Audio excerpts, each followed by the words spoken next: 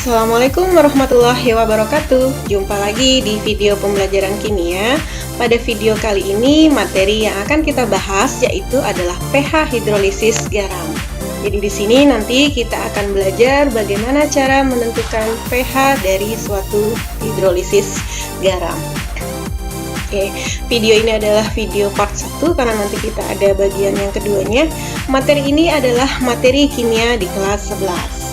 Kita awali pembelajaran kita bersama-sama ini dengan membaca basmalah. Bismillahirrahmanirrahim.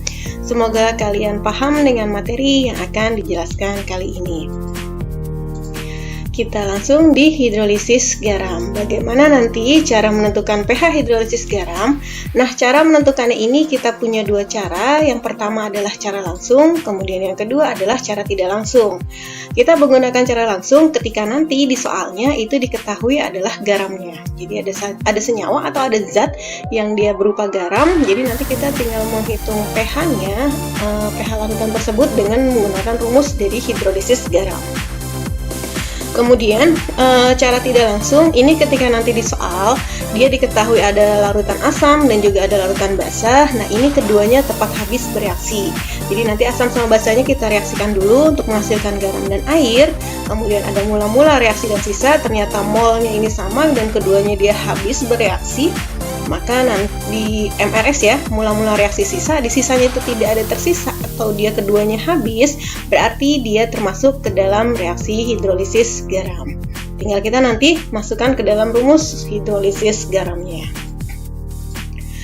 Kemudian ada tetapan hidrolisis. Di sini ada tetapan, itu simbolnya adalah K, asal kata dari konstanta. Jadi untuk simbol dari tetapan hidrolisis itu adalah KH. Atau konstanta, di sini adalah ini hidrolisisnya. Nah, untuk menentukan KH sendiri rumusnya itu adalah KH sama dengan KW per KA atau bisa juga dicari dengan menggunakan KW per KB. Ya, jadi dua cara ini kita bisa pakai untuk menentukan nilai dari KH. Di mana KW itu adalah tetapan ionisasi air, kemudian KA-nya adalah tetapan asam lemah dan KB-nya adalah tetapan basa lemah.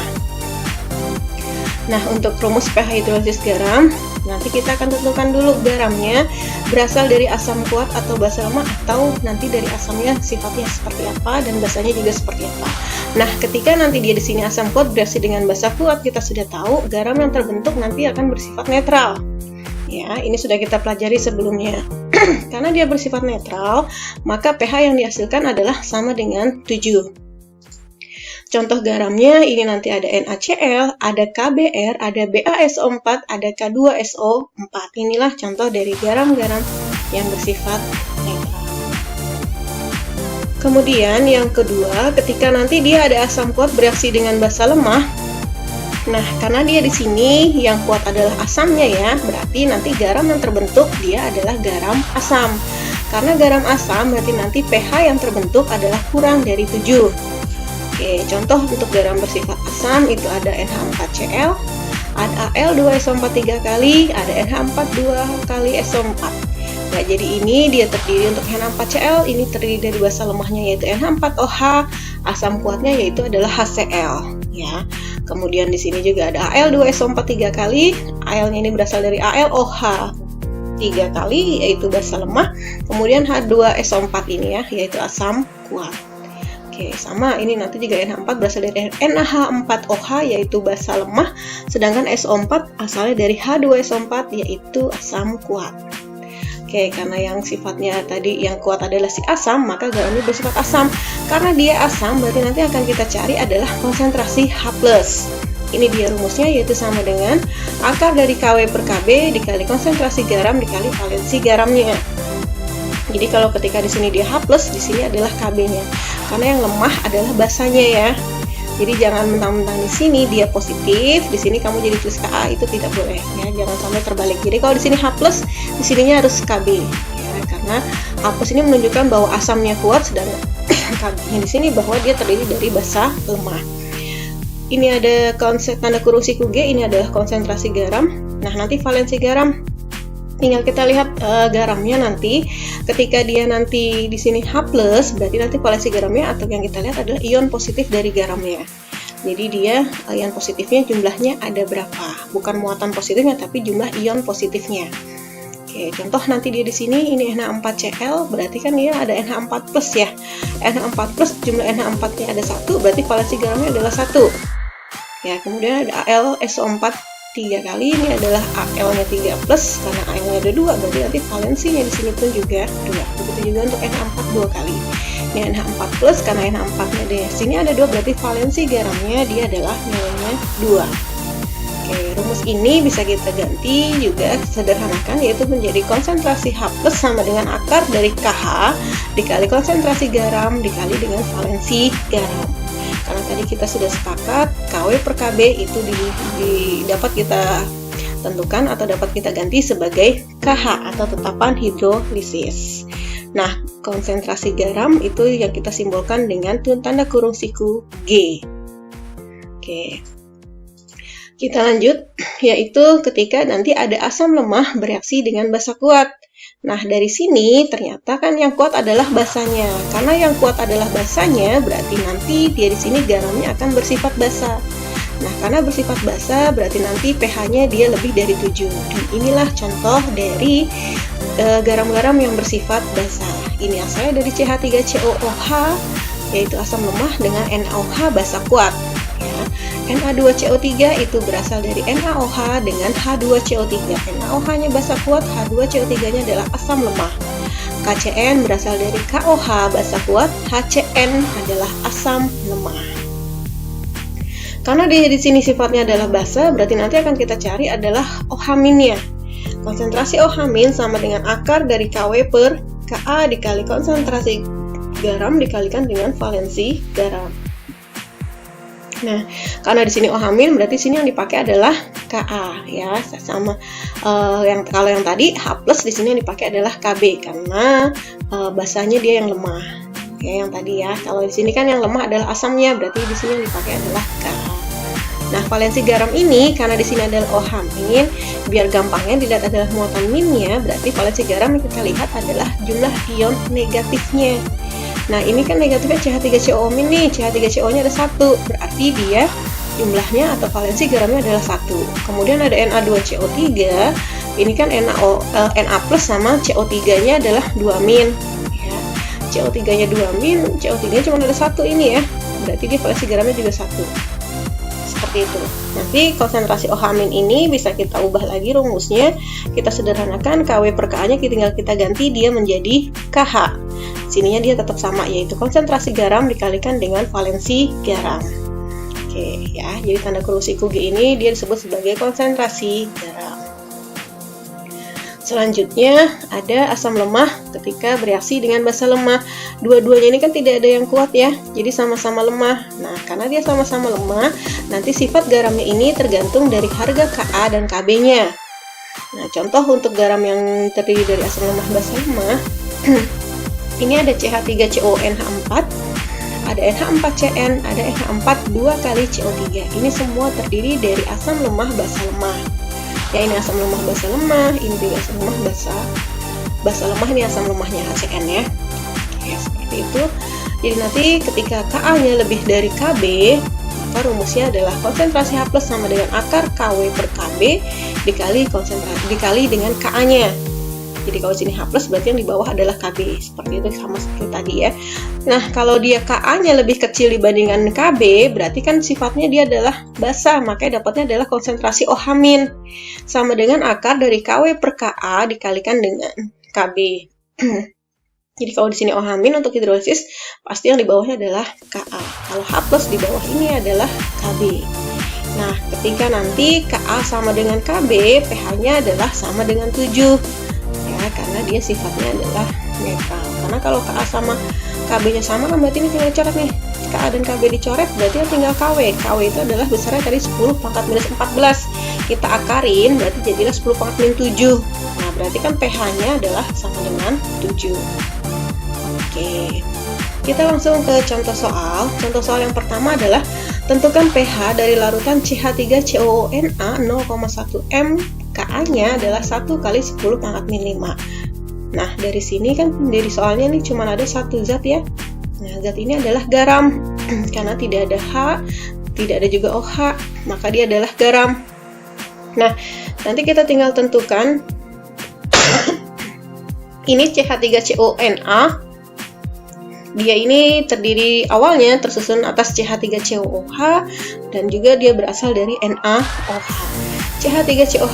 CH3COOH ini adalah sifatnya asam lemah, sedangkan NaOH-nya adalah basa kuat. Nah, karena yang kuat adalah si basa, maka nanti garam yang terbentuk akan bersifat basa. Karena garam basa, berarti kita pakai rumus yang konsentrasi OH- sama dengan akar Kw per Ka dikali konsentrasi G dikali dengan valensi garamnya. Oke, kita langsung masukkan saja. Kw-nya adalah 10 pangkat minus 14, Ka-nya yang ini diketahui di soal ya, karena di depannya 1, berarti boleh tidak kita tulis. Tidak usah kita tulis, tinggal tulis saja 10 pangkat min 5. Ada konsentrasi garam, ini dia yang satuannya molaritas, M besar, 0,1 bisa kita tulis sebagai 10 pangkat minus 1. Nah, ini nanti hasilnya adalah 10 pangkat minus 15 ya, karena ini min 14 dikali lagi dengan min 1 hasilnya adalah min 15, di bawahnya tetap min 5.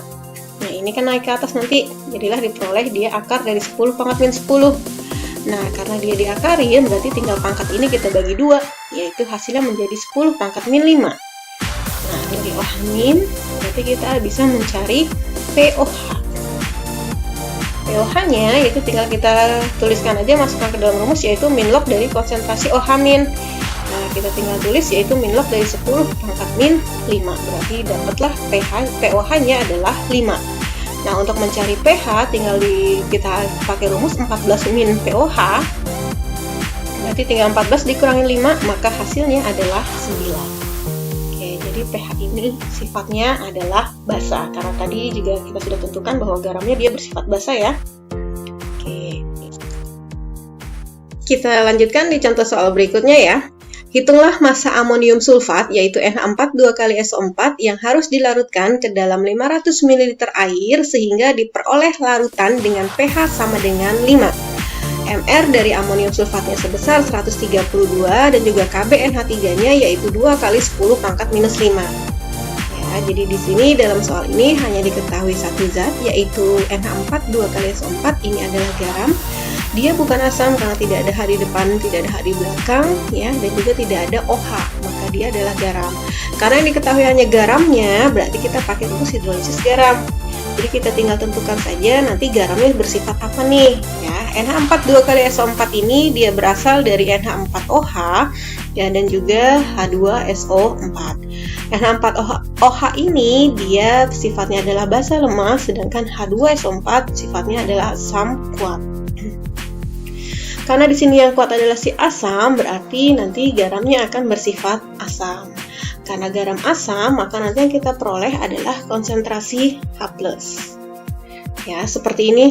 Jadi, kita peroleh konsentrasi H+, rumusnya yaitu akar dari Kw per Kb dikali dengan konsentrasi garam dikalikan dengan valensi garamnya.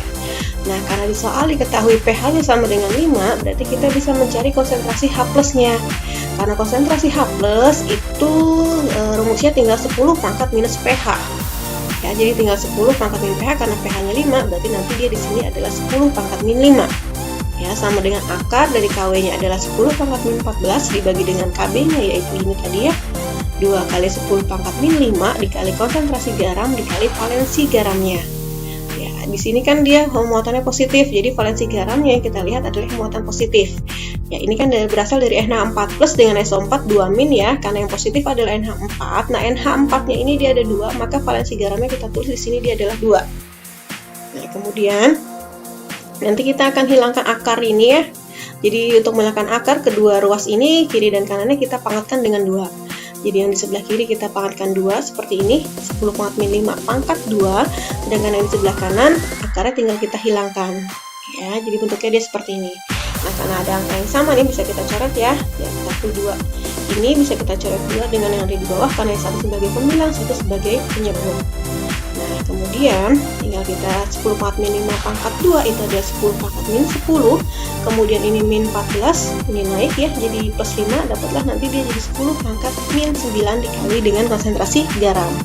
Kita tinggal cari nih konsentrasi garamnya, yaitu tinggal 10 pangkat min 10 dibagi dengan 10 pangkat pangkat minus 9. Nah, diperolehlah hasilnya yaitu 10 pangkat minus 1, atau bisa kita tuliskan 0,1 molar.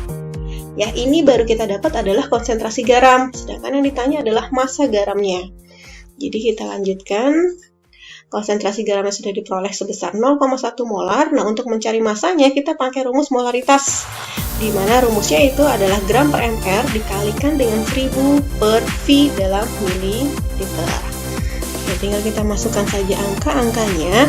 M-nya adalah 0,1 ya, ini tadi yang sudah kita peroleh dari hasil perhitungan kita.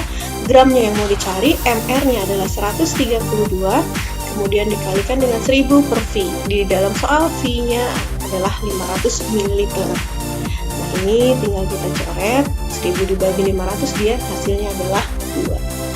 Oke, tinggal kita kali silang 0,1 dengan 132 seperti ini. Yang di sebelah kanan tinggal 2 dikali G ya, atau 2 gram seperti ini. Nah, nanti kita tinggal mencari gramnya, yaitu adalah jadi tinggal 13,2 dibagi dengan 2. 13,2 ini kan hasilnya dari 0,1 dikali 132, yaitu 13,2. Tinggal dibagi dengan 2, 2-nya pindah ke sebelah kiri, diperoleh hasilnya yaitu 6,6 gram. Oke, inilah dia massa amonium sulfat yang ditanyakan.